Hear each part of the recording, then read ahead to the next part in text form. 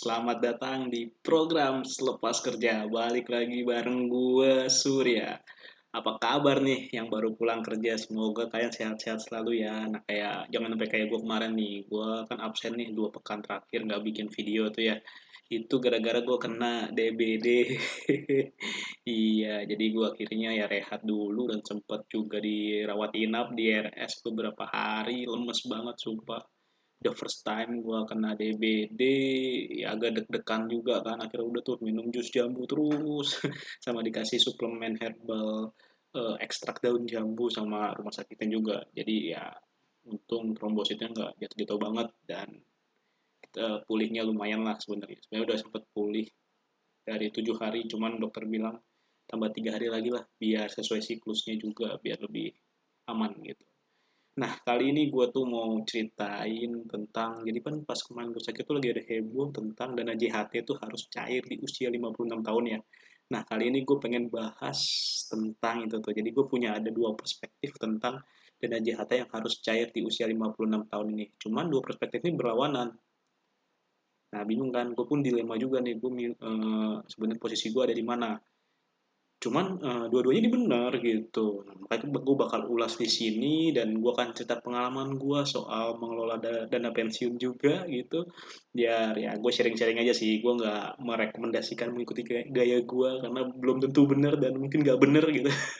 Kita bisa diskusi nanti lu yang punya pengetahuan lebih bisa komentar juga di kolom komentar video ini. Oke, nah sebelum gue lanjut dulu nih, jangan lupa juga ya buat subscribe, like, comment, share video gue ini. Terus push notif juga. Jadi kalian selalu update kalau gue ada video, oke?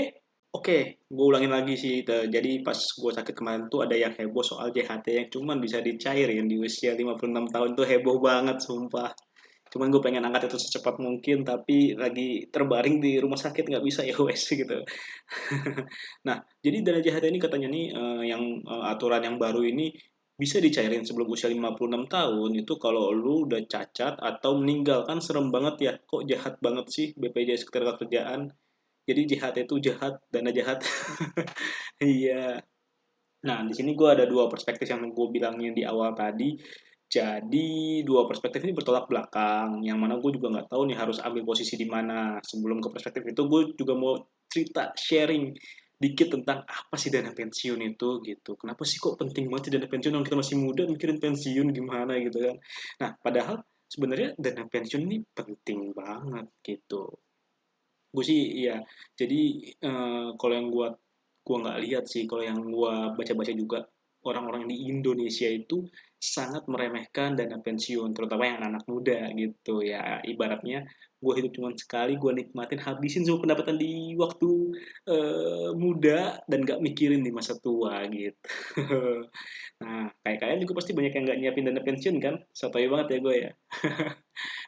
Ya mungkin ada beberapa yang aware, cuman kalau gua ngobrol-ngobrol sama temen gua juga banyak juga yang ya cukup tahu dana pensiun itu, tapi ya ya wes cukup tahu aja gitu.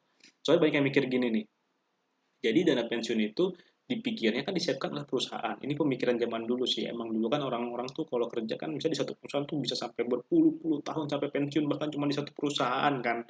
Nah, jadi ketika dia pensiun, dapat pesangon tuh gede dan kayak di perusahaan gue yang lama juga yang orang-orang lama juga diurusin tuh DPLK dari perusahaan ngurusin dana pensiun yang gede. Jadi pasti mereka pensiun dapat dana yang lumayan besar yang bisa untuk mengakomodir kehidupannya di masa tua gitu. Jadi nggak ada yang kepikiran kalau dana pensiun tuh harus disiapkan sendiri, kalau kita sendiri bukan oleh perusahaan gitu. Itu jadi problemnya. Apalagi kan kalau kita lihat zaman sekarang ini ya kayak lu kerja kan pindah-pindah, baru 2 3 tahun pindah. Gua 7 tahun pindah kantor gitu kan. Nah, kalau gitu kan jadi si perusahaan juga ya trennya nggak nyiapin juga dana pensiun khusus, ya udah kita siapin aja bayarin aja BPJS Ketenagakerjaan itu yang hasilnya di dana JHT itu, ada dana JHT, JP dan apalagi lah gue lupa gitu. Nah, jadi kan nanti kalau udah pensiun di usia berapa kan bingung tuh kan, gimana nih dananya nih kalau belum nyiapin dari awal. Nah, untuk itu kita sebenarnya harus nyiapin dari sendiri sih sebenarnya ya, gitu. Eh, Kayak misalkan kita bisa pakai jasanya DPLK. DPLK itu jadi lembaga keuangan yang ngelola dana pensiun lu. Cuman uangnya dari uang lu sendiri, bukan uang dari perusahaan gitu. Jadi lu tiap bulan nabung. Gue ada nyoba sih di DPLK salah satu bank eh, bank bank BUMN, tapi nilainya kecil. Soalnya gini sih, gue tuh agak-agak trauma ya sama kalau ditawarin produk bank gitu. Jadi sebelumnya gue sempat ditawarin unit link di salah satu bank BUMN ini.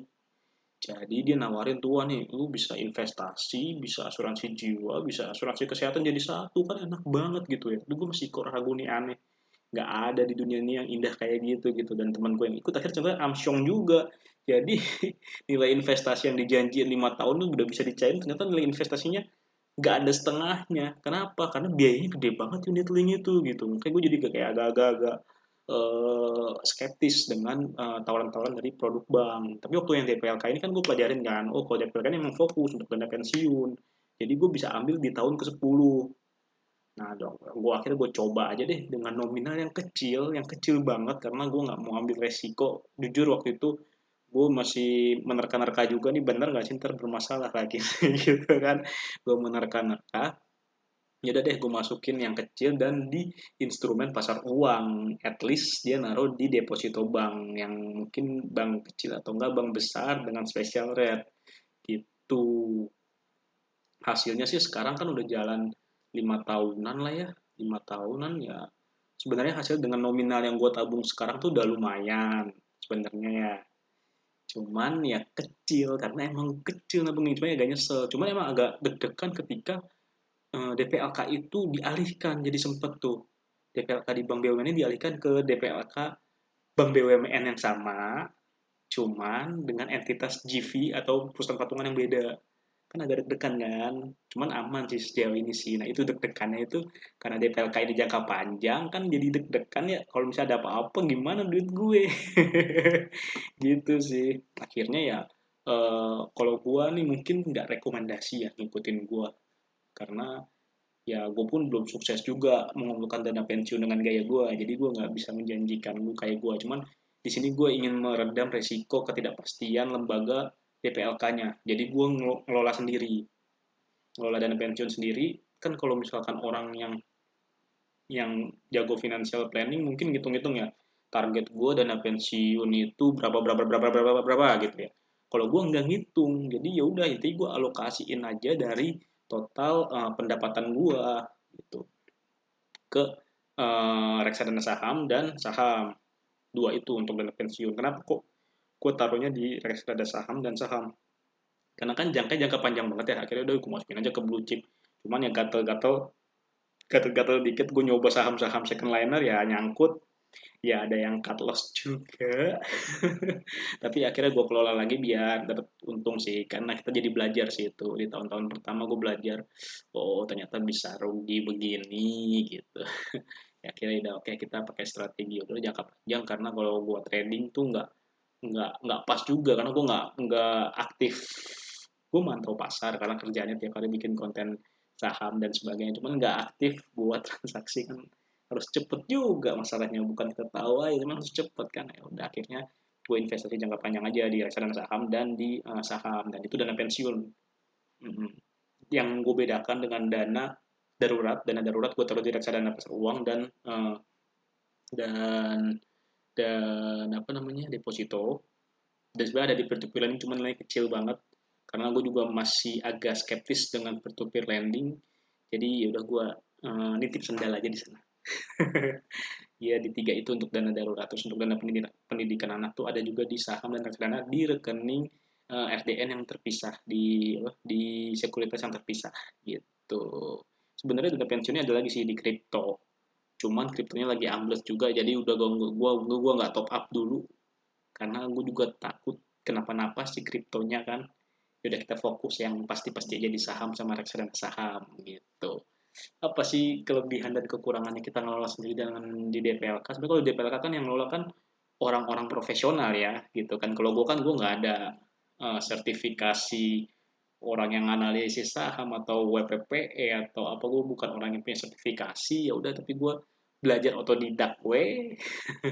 Jadi ya ada resiko ya dialami. Nah kalau di DPLK kan dikelola sama orang yang profesional sebenarnya. Dan di DPLK tuh bisa ada pilihan lu mau ngelola di instrumen pasar uang, pendapatan tetap yang lebih moderat, atau di saham yang lebih agresif gitu. Lu bisa milih ya. Cuman ya itu kan walaupun seahli-ahlinya orang kan kita nggak tahu kan tiba-tiba pasarnya gimana kan jadi deg-degan enakan megang sendiri kalau gue ya.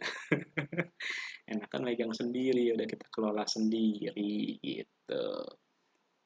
Cuman ya gitu resikonya kalau lu nggak disiplin bisa kepake uangnya gitu. Dan ya kak ya itu, dan juga mungkin pengetahuan lu nggak sebanyak orang-orang manajer investasi di DPLK gitu. Cuman ya di DPLK ini banyak fee-nya lah, fee lu minta kelolain kan bayar juga, kepotong 10 tahun kepotong udah gede. Ya itu sih ada kelebihan dan kekurangannya, gitu aja sih. Ya intinya kalau gue ya untuk dana pensiun emang gue targetin di yang beresiko tinggi tuh kayak si saham, kripto dan sebagainya karena sifatnya jangka panjang. Hitung-hitungannya sih biar cuannya kan gede. Misalkan gue taruh, gue diem, gue taruh tiap bulan top up tiap bulan ya lumayan gitu. Ketika di harganya bisa naik terus kan bagus. Cuman ya jangan sampai kayak saham Unilever ya. Jadi turun terus 5 tahun terakhir atau 10 tahun terakhir. Jadi nyesek. Ya walaupun dapat dividen cuma nyesek juga gitu. Nah ini gue sebenarnya juga ada nyangkut di Astra. Semoga si Astra ya baik-baik aja sih karena dari dia punya diversifikasi bisnis yang oke. Semoga aman gitu. Itu sih sedikit cerita gue tentang mengelola dana pensiun ala gue. Cuman gue nggak rekomendasiin lu ngikutin gue ya. Eh, yang aman sih sebenarnya udah taruh di DPLK udah aman diurusin sama orang gitu, atau enggak lu nabung aja di reksadana saham karena dikelola manajer investasinya gitu ya, dan lu jangan ambil ambil itu sebenarnya lebih aman. Iya. Harusnya lebih aman harusnya, cuman kan gue tuh orangnya skeptisan juga, ya udah gue kelola sendiri, cuman gue diversifikasi dengan gue taruh di reksadana saham juga dan di DPLK juga karena nyoba-nyoba, karena gue juga nggak tahu, kalau kita nggak coba kita nggak tahu dong gitu. Walaupun sekarang sih gue sebenarnya agak nyesel, mendingan maksudnya gue naruh di DPLK lumayan gede sih nominalnya, karena lumayan itu hasilnya sebenarnya gitu. Ya saran gue kalau mau ikutin kayak gue ya dicobain semua ya bisa karena sekalian belajar. Tapi kalau misalkan gue nggak yakin sama diri sendiri, nyoba di DPLK atau di reksadana bisa gitu. Yang penting kita kalau kita punya pegangan sendiri, jangan ngandelin ngarepin nanti dikasih pesangon sama perusahaan gitu, itu gimana gitu kan. Kita aja pindah-pindah kerjanya. Nah aku kalian udah pindah berapa kali kan gitu. Nah, dan kalau kita ngarepin JHT juga ya ya gede sih nominalnya, cuman kan ya kita nggak tahu segede apa, cukup nggak gitu. Jangan sampai gara-gara kita nggak ngelola eh, ini si dana pensiun ini bikin anak cucunya jadi kejebak generasi sandwich itu sih. Itu kalau dari gue ya. Oke, sekarang gue bakal lanjut jelasin tentang perspektif gue, yang ada dua perspektif tentang CHT yang cair di usia 56 tahun. Oke, lanjut ke stay tune di channel gue. Jujur sih ini ngomongin CHT ini pas pandemi COVID-19 ini, gue juga mulai aware nih dengan dana CHT gue gitu. Jadi gue sering cek aplikasi tenaga kerja BPJS Ketenagakerjaan, wah gimana nih berapa sih nilai uang JHT gue yang bisa gue cairin kalau ada apa-apa gitu ya, gimana ya, kalau ada apa-apa kan itu jadi harapan ya. Ya suka nggak suka walaupun kita punya dana darurat, cuma kan itu kayak harapan juga ya, walaupun salah sih sebenarnya kok dana JHT dijadiin bantalan dana darurat, soalnya gue sampai ngitung tuh waktu itu tuh dana JHT gue tuh cukup buat gue bertahan hidup berapa bulan. Itu salah banget sebenarnya, padahal dana JHT itu hitungannya emang benar-benar berharga untuk kita masa tua nanti gitu. Jadi perspektif pertama gue soal dana JHT cair usia 56 tahun itu sebenarnya bagus banget. Bagus buat kita semua gitu. Kenapa? Jadi kita punya bantal untuk hari tua nih. Misalkan usia gue sekarang 31 tahun. Yang kalau lancar terus, misalnya gue kerja sampai usia 55 tahun. Ntar pas usia 56 tahun gue dapet dana CHT. Kayaknya udah lumayan sih buat menghidupi di masa tua nanti gitu. Kayak misalkan gue sekarang kerja udah sekitar 8 tahun lah, nilainya udah lumayan sih di JHT gue gitu. Coba nambah belasan tahun lagi. Mungkin bisa gede dan yang wow gitu kan. Ya dengan catatan si BPJS Ketenagakerjaan ini kinerjanya konsisten cuannya kan katanya kalau di 2021 kan cuannya sekitar 6,9% ya, cuan moderat sih, lebih bagus daripada kupon SBN retail sekarang, lebih tinggi daripada deposito, walaupun sih kalah sama IHSG. Cuman udah lumayan gitu misalkan. Nah, dan kalau kita lihat sih harusnya aman ya, karena kalau lihat portonya si JPBJ Ketenagakerjaan sih mayoritas tuh di SBN sebenarnya, mayoritas ya. Cuman sekitar 20-an persen kalau nggak salah, 20 atau 25% tuh di saham, dan saham-sahamnya itu saham-saham LQ45 katanya. Cuman gue sempat khawatir pas baca-baca berita tuh katanya BPJS Ketenagakerjaan lagi minta izin untuk bisa investasi di luar negeri. Waduh, serem itu. Udah cukup lah di saham aja. Itu saham LQ45 juga mungkin ada yang nyangkut kan, kita nggak tahu. Iya, gue juga belum ngecek. Jangan-jangan ada di Garuda lagi naruh kan BPJS Ketenagakerjaan, Amsyong juga kalau di situ. Janganlah di investasi luar negeri itu lebih complicated lagi kalau ada apa-apa, apalagi resiko ekonomi kayak tiba-tiba ini ada perang Rusia Ukraina, tiba-tiba The Fed naikin suku bunga dan sebagainya, itu kan jadi resiko pasar kalau kita invest di luar negeri ya gitu. Bukannya gue gimana-gimana ya, gue sendiri sebenarnya agak-agak skeptis. Yang penting gue cerita di video-video awal, gue rada-rada skeptis tuh sama manajer investasi gitu. Mereka emang ahli, cuman kan ya kita wajar dong ada skeptis.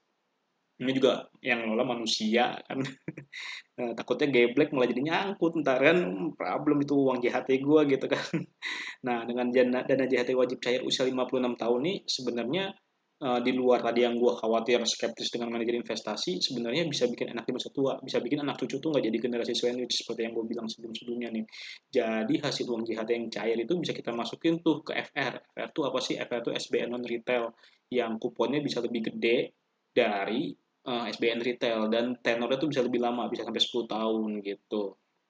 Ya itu impian gue tuh masukin dana pensiun nanti pas udah gue pensiun tuh di FR ini. Jadi nanti tiap 6 bulan sekali kalau nggak salah gue dapat uang yang mungkin bisa menghidupi gue selama 6 bulan ke depan gitu. Dan uang pokok utama itu masih aman gitu. Itu mimpi gue. Jadi nggak ribet kan, kalau SBN retail 2 sampai 3 tahun nanti kita masukin lagi, ribet banget. Ini langsung udah 10 tahun nih gitu. Jadi nggak ribet. Kupon FR-nya juga lebih gede gitu. Biasanya kalau sekarang tuh kupon FR kan 6,5% ya, SBN retail 5%-an, deposito 3%-an gitu. Kan lumayan ya. Iya, bisa 6,5%, kita punya 1 miliar aja ya, misalkan ya 1 miliar aja 6,5% per tahun, itu berarti kita dapat 6,5% itu 65 juta ya, kecil ya, kecil sih. Iya nggak sih 1 miliar, nah, ya segitulah ya, 1 miliar 6,5% ya, kecil sih. 1 miliar 10% aja 100 juta ya 65 juta, masih kecil. Berarti harusnya targetnya uangnya sekitar 2 miliar. 2 miliar kan dapat tuh sekitar 130 juta, ya lumayan tuh, bisa dikurangin pajak lah ya 15%, 130 jutanya 13, ya dikurangin 20 juta jadi 110 juta, dibagi 12 dapatlah 9 juta per bulan, ya lumayan lah buat masa tua ya, ya enggak. Iya itu sih bayangannya ya, tapi gimana cara dapat 2 miliar itu yang menantang. Nah itu mungkin udah ada presenter saya ngitung biar kita bisa tahu targetnya ya, cuman gue nggak ngitung karena mager gitu. Nah itu mimpi gue intinya bisa masukin dana pensiun ke FR yang 10 tahun dengan kupon yang lumayan gitu. Dan dari hasil obligasi itu kan kita dapat pendapat pasif yang bisa kita nikmati tiap bulan sambil menikmati hari tua ya. Kalau nggak neko-neko sebenarnya cukup sih, misalkan 1 miliar 65 juta itu dia 5 jutaan ya per bulan ya, cukup sih sebenarnya kalau nggak neko-neko ya. Walaupun gue nggak tahu kondisi ekonomi di masa tua nanti seperti apa, kita nggak tahu apakah itu 5 juta itu sudah terpangkas oleh inflasi sehingga menjadi setara 1 juta saat ini, kita nggak tahu gitu. Hmm. Ya, tapi kan itu kan bisa kita kita combine lah, misalnya dari JHT sama dari dana yang kita kumpulin di combine, mungkin bisa lah sampai yang dengan nominal yang besar yang bisa membuat kita hidup di masa tua, menikmati hari tua lah, dan juga bisa nabung-nabung lagi dari hasil yang diinvestasikan gitu. Cuman gue ada perspektif lainnya nih soal dana JHT yang harus cair di usia 56 tahun. Kondisinya itu nggak semua lancar loh. Itu yang gue sebutin di perspektif pertama, jika semuanya lancar, kita kerja lancar, semuanya lancar, fee BPJS ketenagakerjaan dibayarin lancar juga, jadi semua sesuai dengan rencana. Cuman kan nggak, ya hidup nggak bisa selancar yang kita bayangkan kan ya. Kadang akhirnya kita butuh dana tambahan, misalnya kalau kita udah nggak kerja lagi sama orang nih, yang mau bikin bisnis sendiri. Akhirnya dana JHT ini menjadi salah satu modal untuk bikin bisnis tanpa perlu minjem bank yang berbunga gitu kan. Walaupun emang berisiko banget karena itu uang kita di masa tua dipakai untuk bikin bisnis. Kalau misalkan bisnisnya gagal, ya hilang semuanya gitu. Itu resikonya. Cuman kan itu lebih resikonya lebih nggak nyesek ketika kita udah minjem bank gagal, kejebak utang dan bla bla bla, wah riwah juga gitu. Ya suka nggak suka sih pas kondisi seperti itu pasti kita butuh cairin dana JHT itu gitu. Nggak salah juga orang yang misalkan dia tiba-tiba di PHK atau nggak resign terus mencairin dana JHT itu nggak salah juga. Kenapa ya? Karena dari zaman sekolah juga kita nggak diajarin tuh penting nyiapin dana darurat dan dana pensiun, bener nggak?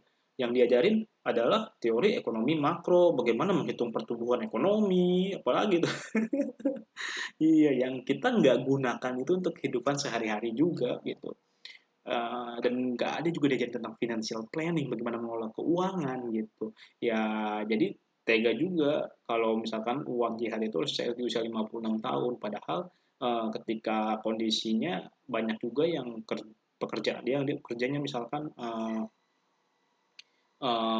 mandek, dia belum dapat kerjaan baru, ntar yang bayarinnya nggak ada, berarti kan kosong tuh kan saldonya, nggak mungkin dia udah nggak kerja terus bayar BPJS ketenagakerjaan juga kan ribet juga gitu kan gitu, dan akhirnya mereka juga butuh makan dan walaupun masih produktif tapi kan susah juga nyari kerja gitu, akhirnya ya kalau nggak ada jalan lain ya akhirnya saldo JHT ini kita cairin dong untuk hidup kita gitu, daripada sia-sia juga. Tapi di sini BPJS Ketenagakerjaan punya pembelaan sih. Jadi mereka bilang mereka juga menyiapkan jaminan kehilangan pekerjaan untuk kamu yang di PHK, bukan yang resign. Kalau yang resign nggak bisa tetap. Iya, jadi dengan jaminan kehilangan pekerjaan ini kayaknya mirip-mirip prakerja sih ya. Cuman apakah masalahnya tuh apakah perusahaan ini bayarin JKP kita? Kalau misalkan si perusahaan ini nggak bayarin JKP kita kan amsyong juga. Kita misalkan di PHK kita nggak bisa dapat JKP, ya udah JHT nggak bisa dicairin dan sebagainya, pusing kan. Nah ini yang belum jelas skemanya gimana, gue juga nggak paham. Ini harus diperjelas juga sih ya, walaupun keputusan JHT harus cair di usia 56 tahun ini juga masih belum jelas. Ya dilema banget kan. Nah ini dua perspektif yang gue punya yang bertolak belakang nih, gue bingung mau gimana ya posisi gue ya gitu kan, emang dua-duanya nih bener gitu, gimana dong kesimpulannya sih buat kamu misalkan yang baru lulus kuliah dan baru pertama kali kerja, mending siapin dana darurat dan pensiun dari sekarang sih. Kalau teori financial planning sih siapin juga proteksi asuransi, cuman ya emang sih penting sih asuransi, kayak kemarin gue sakit tuh coba gue punya asuransi kesehatan swasta, nggak perlu rogoh kocek agak dalam. Ya asuransi jiwa juga sebenarnya penting, cuman gue datang dari mazhab yang ngelolanya sendiri aja deh gitu. Sok banget ya gue kayak jago ngelola porto, padahal nggak selalu untung juga porto gue. Cuman ya gitu, asuransi jiwa gue lihat ada resikonya juga karena jangka panjang banget, dan kalau ada apa-apa cairinnya juga susah, apalagi kalau misalnya asuransi jiwanya bermasalah, misalkan kayak Bumi Putra, kayak Jiwasraya dan sebagainya, kan pusing kita ya. Kita ekspektasi uangnya misalkan bisa kalau ada apa-apa bisa jadi pertanggungan buat ahli waris, cuman nggak bisa gara-gara asuransi bermasalah. Itu yang gue takutin di asuransi jiwa, karena emang itu jangka panjangnya banget banget banget banget gitu. Cuman nggak dipungkiri itu penting. Itu penting, nggak dipungkiri itu penting, karena itu gue uh, ya udah kalau gitu gue kelola biar ada dana, uh, dan sebenarnya ini bukan gue kelola gue misahin sendiri, ini sebenarnya dana pensiun gue nanti ini bisa dikelola juga kan akhirnya untuk jadi pertanggungan kalau ada apa-apa gitu, pertanggungan misalnya gue kenapa-napa gitu kan, ya udah pakai ini, ya ya ibarat asuransi jiwa yang dikelola sendiri gitu. Sotoy banget gue ya, padahal ya nggak gede-gede banget juga uang pertanggungan jadinya, cuman ya maksud gue lebih lebih real aja, gue bisa melihat langsung transparannya gitu. Cuman satu hal yang paling penting menurut gue, ini menurut gue mungkin ada yang nggak setuju, janganlah ikut unit link gitu. Pertama fee-nya banyak banget, terus nawarinnya terlalu indah-indah banget. dan tas cairinnya susah gitu, asli. Dan bisa jadi nggak sesuai ekspektasi, karena kalau dari hitung-hitungan misalkan pengen asuransi jiwa, ya udah asuransi jiwa full aja, nggak usah dulu ada yang namanya investasi-investasi, walaupun katanya unit link itu investasi berguna untuk menambal kenaikan biaya premi, cuman itu just teori menurut gua. Ya oke, mungkin ada yang nggak setuju, cuman ya ini pendapat gua gitu ya. Gitu sih. Dan gue juga minta tolong nih, mungkin setelah kalian dengerin dua perspektif gue yang tadi tentang JHT harus cair usia 56 tahun, gimana menurut pendapat kalian? Kalian lebih prefer yang mana menurut kalian? Jika akhirnya diputuskan, apakah mendingan cair di usia 56 tahun atau enggak udah mendingan fleksibel kayak dulu gitu. Kalau dari gue sih, ya gue juga sebenarnya dilema sih. Karena yang pertama tuh misalnya usia usia 56 tahun tuh penting banget juga. Karena bisa menjadi bantalan kita di hari tua. Tapi di sisi lain ya kondisi di lapangan nggak kayak gitu guys. Gitu. Banyak juga yang butuh itu untuk biaya hidup. Ya karena problemnya nggak pernah diajarin kita untuk bikin dana darurat, dan juga belum tentu penghasilan yang didapatkan banyak orang juga itu bisa cukup untuk dikelola, menyisakan dana darurat, menyisakan investasi, menyisakan untuk proteksi dan sebagainya. Itu kan cuma teori gitu. Oke, nah itu problemnya. Mungkin kalian bisa berdiskusi di kolom komentar. Nah, jangan lupa juga share konten gue ini biar teman-teman kalian juga jadi paham soal JHT dan dana pensiun serta perspektif gue ini yang mungkin bisa menjadi membuka insight untuk kalian. Oke, sampai jumpa lagi di video selepas kerja lainnya. Bye bye.